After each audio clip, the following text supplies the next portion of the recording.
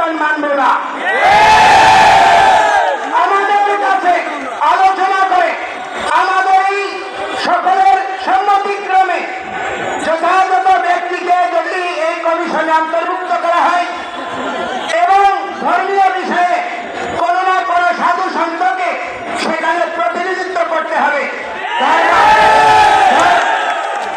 ধর্ম মন্ত্রণালয়ে একজন হুজুরকে দেওয়া হয় ধর্মমন্ত্রী হিসেবে প্রতিটি রাজনৈতিক সরকারে, তাহলে হিন্দুদের প্রতিনিধিত্ব করার জন্য অবশ্যই অরাজনৈতিক এবং ধর্মীয় ব্যক্তিত্বের উপস্থিতি আবশ্যক।